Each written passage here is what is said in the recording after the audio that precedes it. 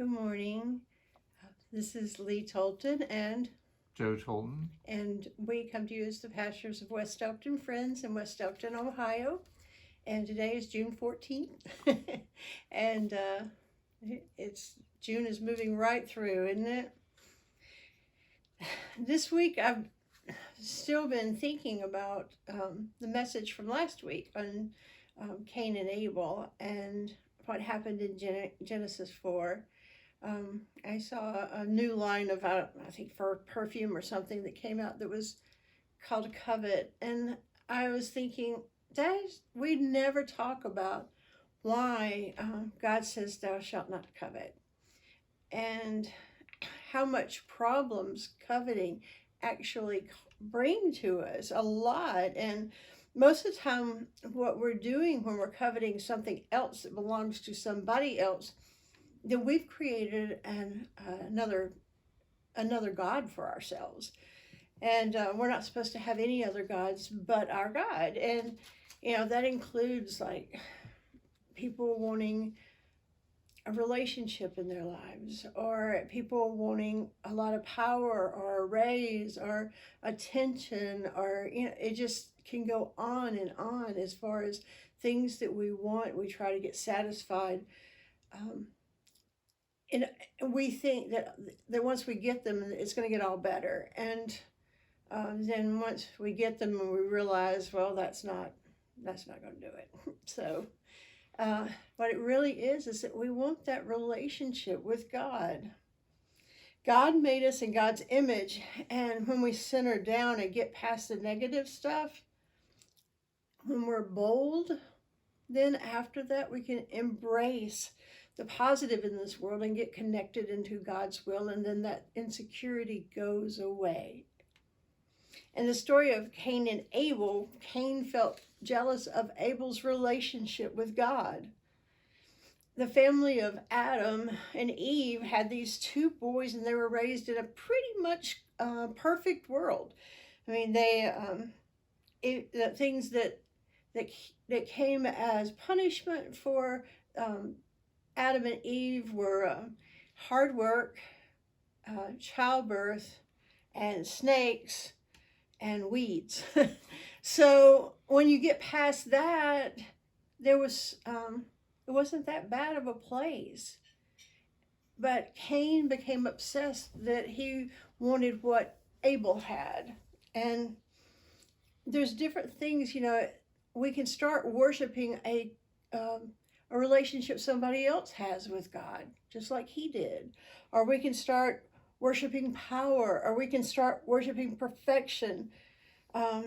We can actually get so religious, like, and Jesus talked about it day in and day out, that we feel like we know all the rules that make you a Christian. We know how the Bible's supposed to be interpreted.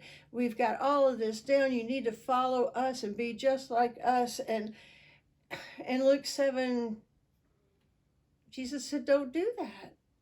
We can't worship the religion and forget about worshiping Christ. And maybe we're so overwhelmed because we might feel stuck in some place. That when Matthew 25, towards the end of it, it's not speaking to the people we think are of as sinners, or marginalized people on the outskirts, the ones that human beings, when they use their base of their brain rather than the front of their brain, they start thinking about how they can dominate. And one of the ways that they do that is with their beliefs and making other people feel frightened. So when Matthew 25 says there are going to be people who will say, Lord, Lord, when did I not feed you?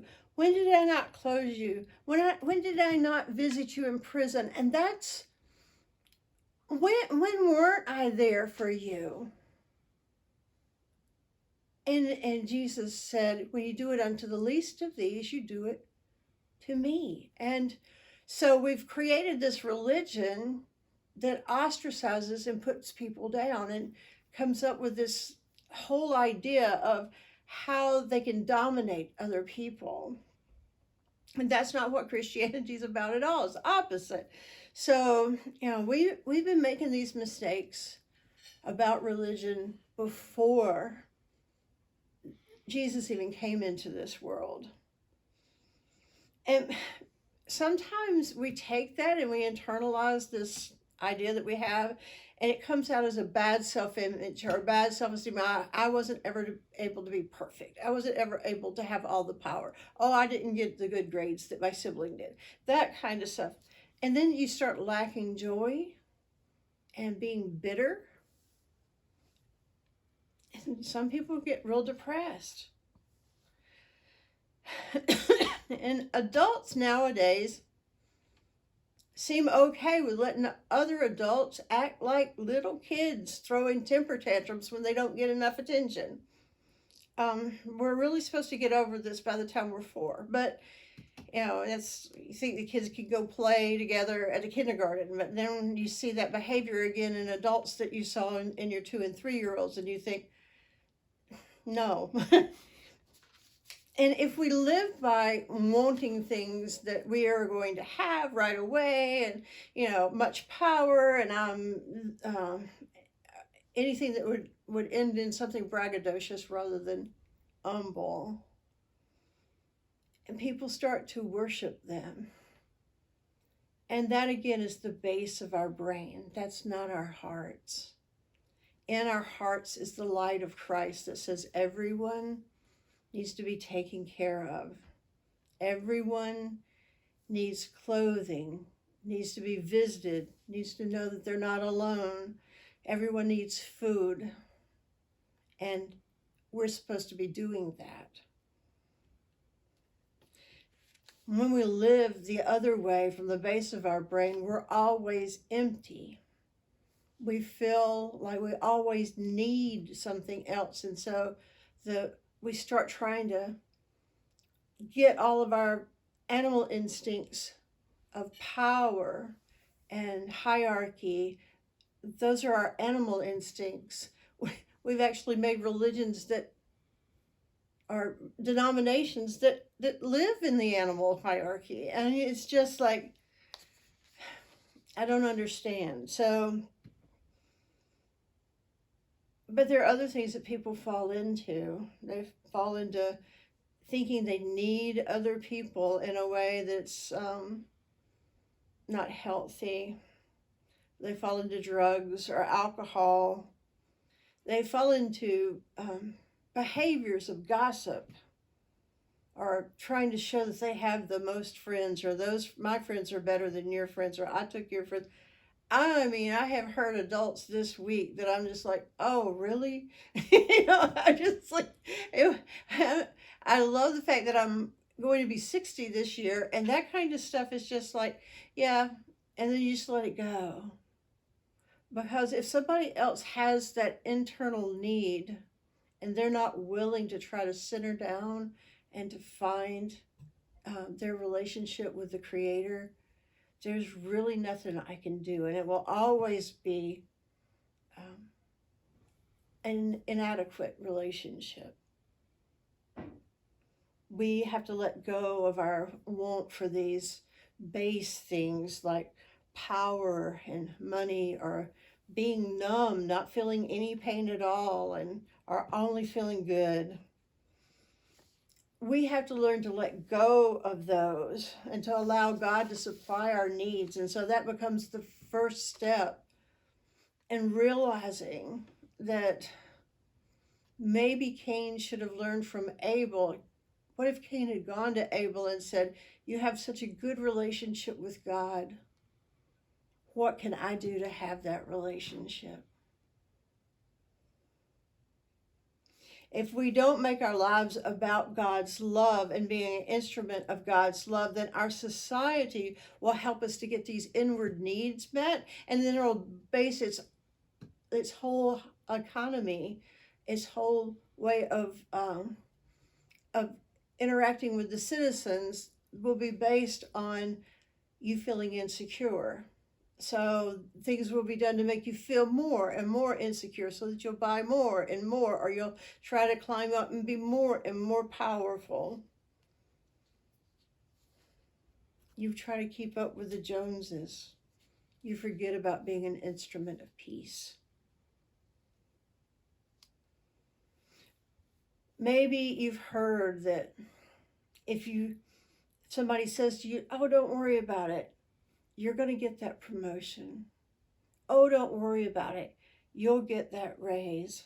You're going to get that relationship, or you're going to get that house."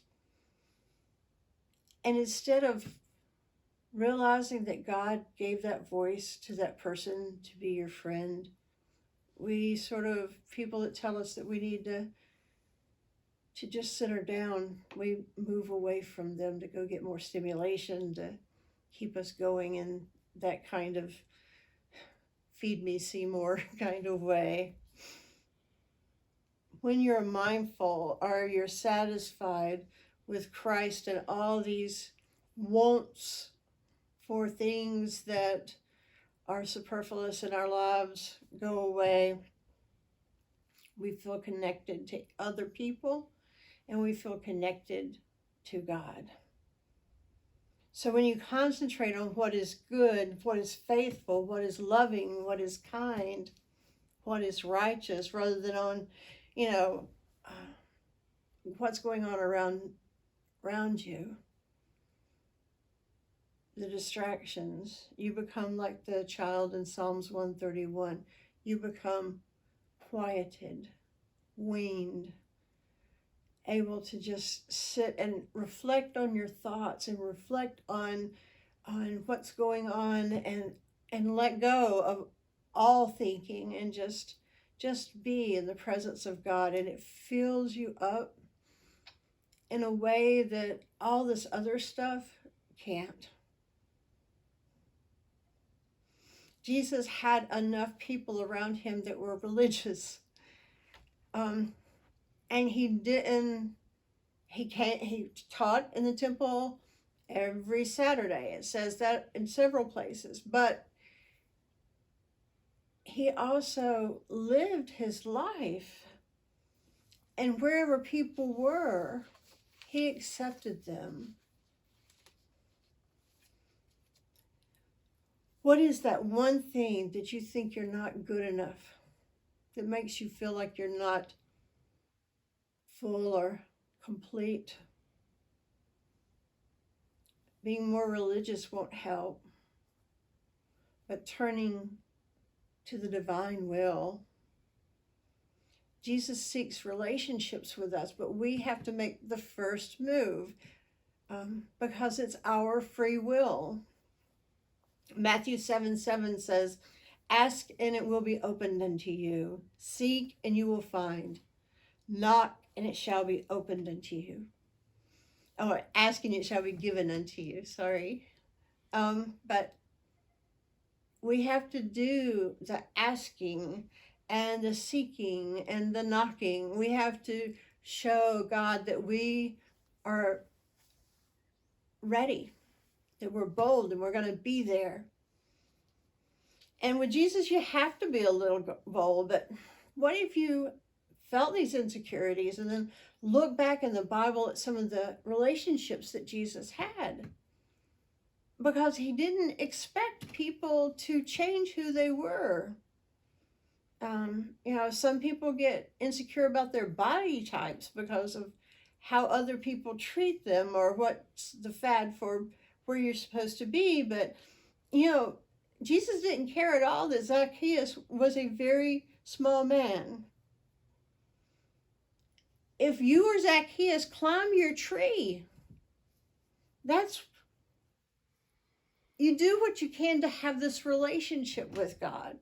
And when Zacchaeus climbed the tree, the reaction from Jesus was, "I'm going to your house today."